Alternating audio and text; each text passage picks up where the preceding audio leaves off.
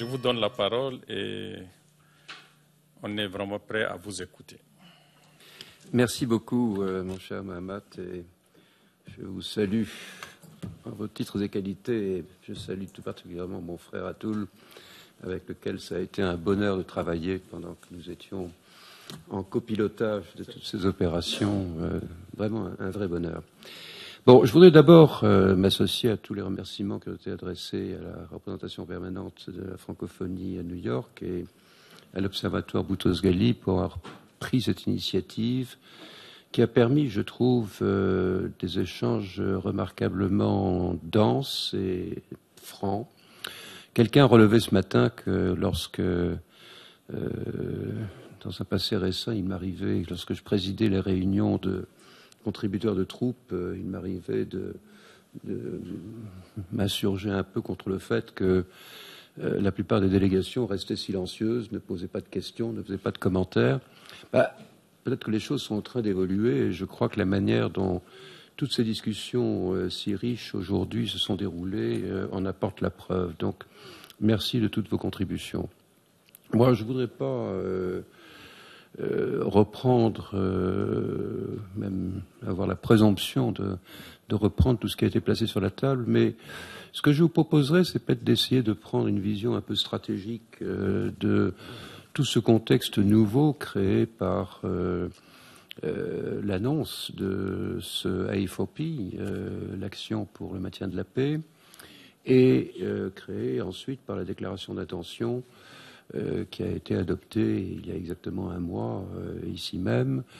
Une déclaration d'intention que déjà 67 des 82 États qui font partie de la francophonie, comme membres ou comme observateurs ou comme associés. Donc c'est un nombre déjà remarquable d'États membres de la francophonie qui ont tenu à marquer leur appui à ce processus. Et la francophonie, l'OIF elle-même, a été au premier rang des organisations internationales qui ont tenu, en tant que telles, à s'y associer également, dans un contexte qui, nous le savons, il y a actuellement, incontestablement, à bien des égards, une crise du multilatéralisme, et il y a une volonté du secrétaire général, Guterres, d'essayer de sortir de cette ornière, et c'est l'une des raisons qui l'avait amené au printemps dernier à inviter pas moins de 19 organisations internationales et régionales, dont l'OIF, à Long Island pour parler de tous ces problèmes et de la nécessité pour toutes les organisations internationales de faire prévaloir les thèses du multilatéralisme et donc de travailler plus que jamais la main dans la main pour essayer de progresser vers ce but que nous partageons, qui est celui de la paix et de la sécurité pour tous. Alors, quand on regarde l'évolution des 20 dernières années, on constate en fait que c'est dès 2004 que le secrétaire général de l'époque, Kofi Annan, s'était adressé au secrétaire général de l'OIF à l'époque, l'ancien président Abdou Diouf, pour lui demander, dans le contexte de l'opération des Nations Unies en Haïti, d'essayer de l'aider à trouver des casques bleus et des bérets bleus francophones, parce que ce constat d'évidence venait seulement de s'imposer à l'esprit des décideurs. Et c'est ainsi que depuis lors, le président Diouf, en son temps, Michaël Jean par la suite, n'ont eu de cesse que de réfléchir, de travailler, d'intervenir pour que la contribution des pays de la francophonie aux opérations de maintien de la paix devienne de plus en plus significative. Un seul chiffre vous permet de prendre la mesure des résultats.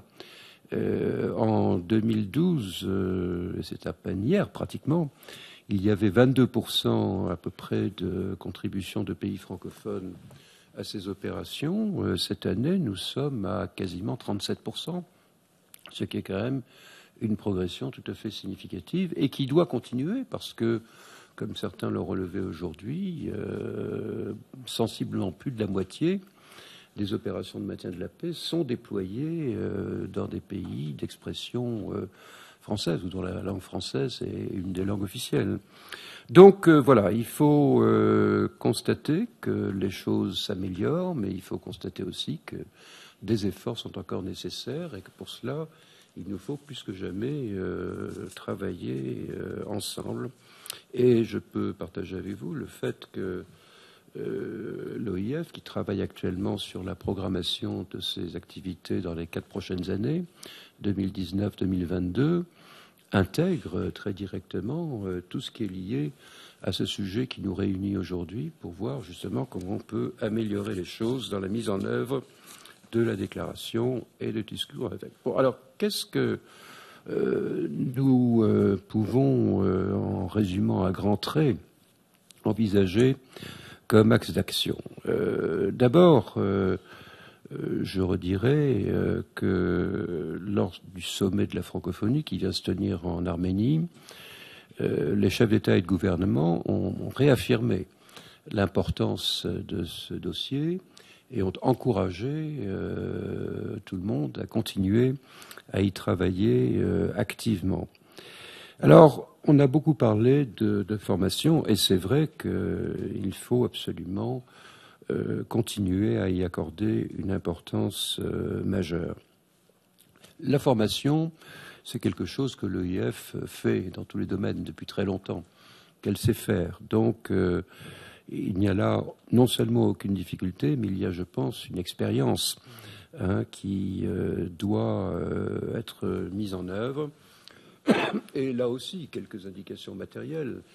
Il existe actuellement, dans les pays de la francophonie, pas moins d'une vingtaine d'écoles de formation au maintien de la paix. Il existe d'ailleurs une institution qu'on appelle le REFOP, le réseau d'expertise et de formation francophone pour les opérations de paix, qui fédère toutes ces initiatives. Et je pense, j'ai eu l'occasion, par exemple, dans le passé, de visiter le centre de formation Blondin-Bay à Bamako, qui est une belle institution. Moi, il y en a beaucoup d'autres, et jusqu'en Asie, où je me souviens que les Vietnamiens voulaient créer quelque chose. Je ne sais pas si ça s'est fait, mais voilà, ça témoigne de la réalité de tout ce qui existe déjà et dont il faut optimiser l'usage. Et c'est vrai pour les militaires, c'est peut-être encore plus vrai pour les policiers, parce que les policiers, ils sont encore plus directement au contact des populations. Je parle des policiers individuels, mais même aussi les unités constituées. Ils sont vraiment au contact des populations. Il faut qu'il puisse y avoir de véritables échanges à tous les niveaux de la hiérarchie. C'est ainsi que l'information passe et que les gens peuvent affiner leur travail pour répondre vraiment aux attentes de leurs interlocuteurs.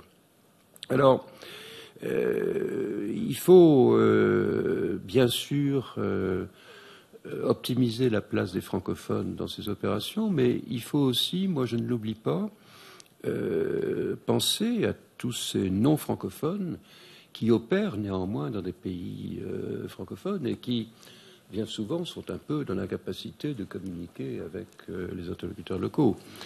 Et je ne vous citerai qu'une anecdote à cet égard, mais en 2014, je me souviens, j'avais reçu le chef d'état-major général de l'armée du Bangladesh, et je lui avais dit, en général, vous avez beaucoup de personnel qui travaille dans des pays où on parle français.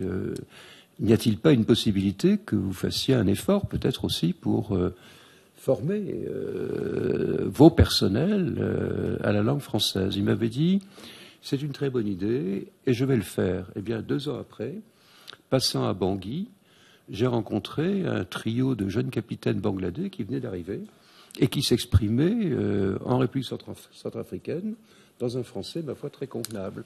Donc, ça montre que tout ça est gérable, est faisable et que, il faut continuer à y travailler. Et c'est un peu en ayant cette dimension à l'esprit que l'OIF et la France ont poussé un ouvrage qui est déjà distribué à 27 000 exemplaires, je crois, qui s'appelle En avant. c'est une méthode de français, une méthode de langue française à l'usage des militaires. Et je crois que on pourrait presque parler de succès de librairie, et je crois que c'est pour la bonne cause. Donc on va continuer à faire ça. La francophonie, c'est une langue, mais ce sont aussi des valeurs, des valeurs qui ont engagé tous les gouvernements au fil des décennies sur des concepts de paix, de démocratie, de droits de l'homme. Et c'est quelque chose que nous ne devons jamais oublier et qui doit être parfaitement présent à l'esprit de vos troupes, de vos policiers, dans un contexte qui est celui de l'obligation réditionnelle, de la redevabilité. Je crois que ça fait partie maintenant de la culture, profondément partie de la culture du maintien de la paix des Nations Unies.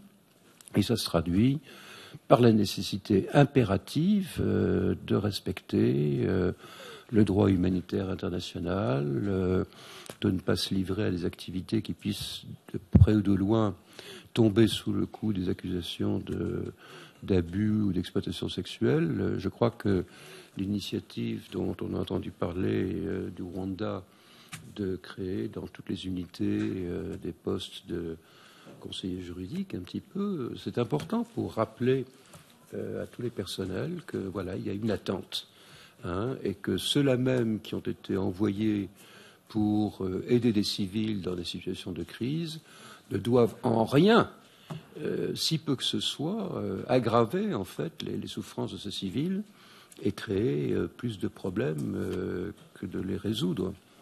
Donc je crois que c'est quelque chose de très très important et au niveau institutionnel, la secrétaire générale de l'OIF a tenu à signer, il y a déjà un certain temps, un accord cadre de coopération avec la représentante spéciale du secrétaire général pour les violences sexuelles en période de conflit.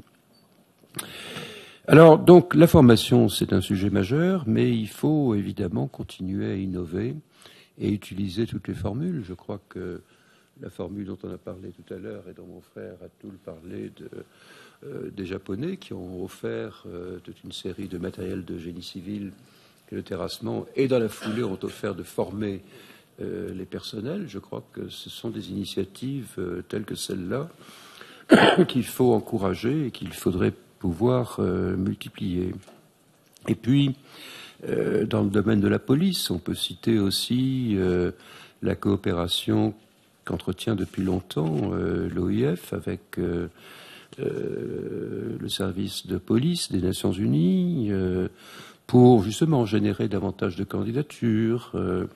Il y a tous les efforts qui se sont poursuivis pour, notamment dans le cas des femmes policières. C'est ainsi que nous avons tenu à Dakar au mois de mai dernier un cours préparatoire destiné à des femmes officiers supérieurs de police et de gendarmerie qui veulent candidater pour des postes de commandement dans certaines de nos opérations de maintien de la paix. Un secteur particulier sur lequel je voudrais appeler votre attention, je n'ai eu de cesse de le faire au fil des années,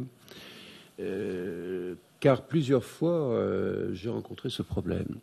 Quand il me fallait un général francophone expérimenté pour prendre la tête de la composante militaire d'une opération de maintien de la paix, eh bien, ça n'a pas toujours été facile, parce qu'on constate que bien peu de pays ont investi au fil des années, ont réalisé l'investissement nécessaire pour créer simplement un vivier d'officiers généraux qui ont suivi le parcours nécessaire, parce que ça ne s'improvise pas de devenir commandant de force.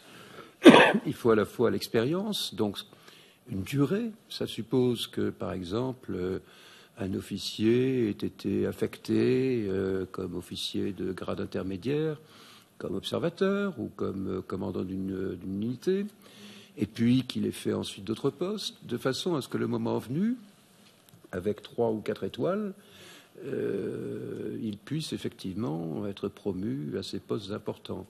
Le Sénégal en a fourni une magnifique illustration avec le magnifique général Babacar Gaye, pour qui je garde beaucoup d'amitié et une profonde admiration. Ce grand soldat qui fait honneur à son pays. Mais je vous le dis, cela suppose un investissement sur 15 ans ou 20 ans. Identifier un jeune officier qui a le potentiel et puis ensuite lui donner les affectations qui lui permettent d'acquérir l'expérience qui fera la différence le moment venu, qui lui permettront aussi, il faut le dire, d'acquérir au moins a working knowledge of English, parce que la réalité est bien celle-là.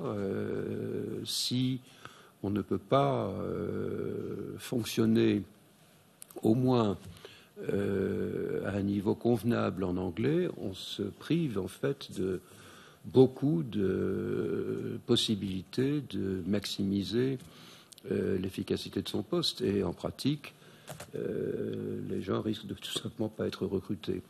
Ça pose toutes sortes de problèmes, on peut ne pas en être satisfait, mais encore une fois, le principe de réalité est bien celui-là. Donc voilà, je crois que c'est un sujet important et il faut continuer à y travailler. Alors, de ce point de vue-là, aussi, autre notion importante, celle des partenariats triangulaires entre pays contributeurs, secrétariat des Nations Unies et les États membres, notamment bailleurs de fonds effectifs ou potentiels. Moi, je crois que les bonnes pratiques abondent. Et je voudrais rappeler, n'est-ce pas, mon colonel, à quel point a été exemplaire l'effort que vous avez fait pour aider les militaires béninois dans le cadre de l'ONUCI en Côte d'Ivoire à avoir les équipements de transport blindés nécessaires. Vous avez aidé en leur fournissant les blindés en question, mais ensuite en les aidant de manière régulière pour l'entretien. Voilà, je crois que... Et de ce point de vue-là, la francophonie, qui a l'avantage quand même sur beaucoup d'autres organisations, d'être une organisation où il y a à la fois des pays du Nord et des pays du Sud. Donc il y a encore plus de raisons, je veux dire, pour que ces partenariats se nouent, et je pense que c'est l'une des choses que l'Observatoire Boutros-Ghali devra creuser plus encore pour voir comment on peut mettre en combiner les contributions d'un pays qui peut contribuer à l'équipement et les contributions humaines des pays qui fournissent la troupe. Je crois que tout le monde a à y gagner. Une attention particulière doit également être portée sur ce qui est devenu, en tout cas la pratique ces dernières années, dans les opérations de maintien de la paix, c'est-à-dire ce modèle séquentiel, dans lequel on a commencé par des contributions de pays de la région, et puis, le moment venu, on a fait passer tout le monde sous casque bleu. Et on sait que ça n'est pas facile. Ça n'a pas été facile au Mali, ça n'a pas été facile non plus en Centrafrique. Et je crois que là aussi, la francophonie peut jouer son rôle pour essayer de lisser les difficultés et d'aider les pays en question à se préparer. Un élément de contexte, là aussi, durant la réunion ministérielle qui a précédé le sommet de la francophonie en Arménie il y a 15 jours, le thème que la secrétaire générale Michaël Jean a proposé au ministre, c'était justement la coopération entre la francophonie et les organisations régionales. Et il faut reconnaître que, même si celles-ci sont très diverses, mais il est évident que partenariat avec l'Union africaine, avec la CEDEAO, avec les autres organisations sous-régionales en Afrique, tout ça est majeur, c'est dans l'esprit du temps, et ça suppose un effort continu, y compris dans le secteur qui nous réunit aujourd'hui. Autre élément très important, c'est la nécessité de plus que jamais, de partager les expériences. Je me souviens, il y a 3 ans, et mon frère Atoul s'en souvient également, lorsqu'on s'est rendu compte que certains pays, notamment africains, se plaignaient amèrement de ne pas connaître les règles de remboursement pour les contributions en matériel. Ça a été corrigé, bien sûr. Avec Atoul aux commandes, on a essayé de prendre toutes les mesures qui étaient nécessaires. Mais c'est un peu dommage qu'on n'ait pas saisi cette occasion, justement, pour faire bénéficier les pays qui ne connaissaient pas bien la réglementation, de leur transférer en quelque sorte les connaissances nécessaires. Je crois que tout le monde y aurait gagné du temps et de l'énergie et du capital humain. Donc il faut vraiment continuer à travailler là-dessus parce que c'est important. De même qu'il est important de ne pas oublier que le maintien de la paix, c'est bien, c'est formidable, mais c'est une phase. Et que dans le continuum des crises, eh bien, il y a l'après.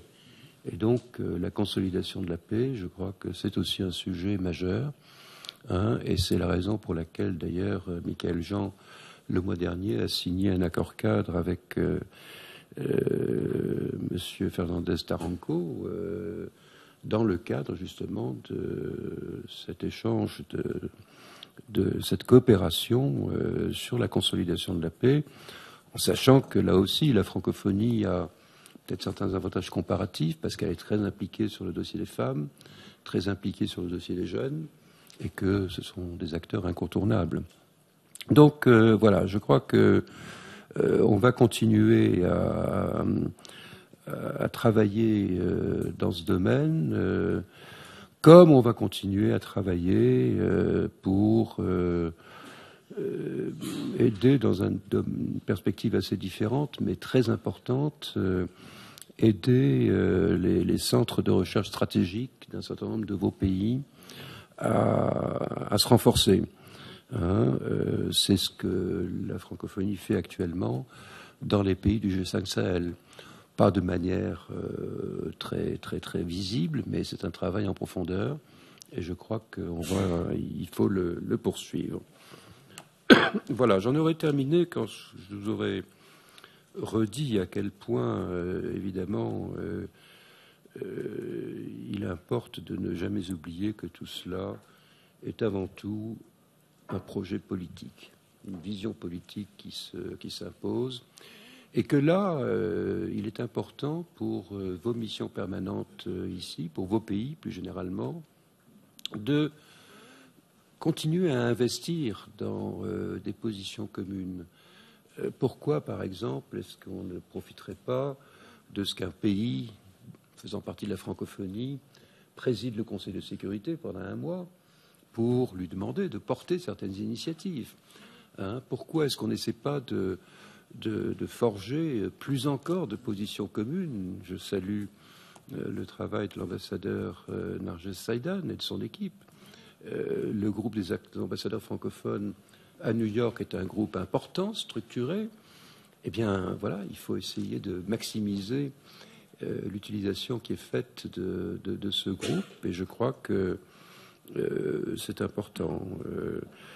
Et bon, s'il y a évidemment encore beaucoup à faire, et je crois que les discussions ce matin l'ont montré, pour continuer à structurer ce dialogue tripartite entre le secrétariat, le Conseil de sécurité et les pays contributeurs de troupes, en ne se dissimulant pas d'ailleurs que ça pose des problèmes un peu psychologiques, sinon institutionnels, parce que certains membres du Conseil de sécurité, comme on dirait, ne sont pas partageux et ne veulent pas diluer les responsabilités qui sont les leurs sur les grandes décisions politiques. Mais en même temps, comment nier la légitimité de l'attente qu'expriment les pays contributeurs de troupes d'être quand même entendus et consultés dès lors qu'il s'en va de la vie, de la sécurité de leurs compatriotes. Donc il y a un équilibre institutionnel, je pense, à trouver. On a progressé, honnêtement, mais enfin, on peut toujours faire mieux. En tout cas, là aussi, c'est un contexte dans lequel l'émergence de positions propres à la francophonie, encore une fois, parce que nous sommes une organisation nord-sud et transcontinentale, donc il y a toute une variété de points de vue que je crois aucune autre organisation internationale, sauf peut-être le Commonwealth, est capable de porter. Voilà, donc ayant toujours cela en tête, et je crois que ce sera la mission clé de l'Observatoire Boutros-Ghali, que de veiller à ce que tout ça continue à se traduire en propositions concrètes et en action active, si je puis dire. Merci en tout cas de tout ce que vous allez faire. Donc voilà, mesdames et messieurs, quelques réflexions que je voulais vous livrer. C'est quelque chose qui s'inscrit dans la durée, encore une fois. Le maintien de la paix, ça a maintenant 70 ans. Hein, on a fait beaucoup de chemin, mais il y en a encore beaucoup à faire. Mais je suis confiant qu'avec vos apports, vos réflexions, notamment, et puis avec l'impulsion de nos collègues du secrétariat, on continuera à avancer. Merci beaucoup.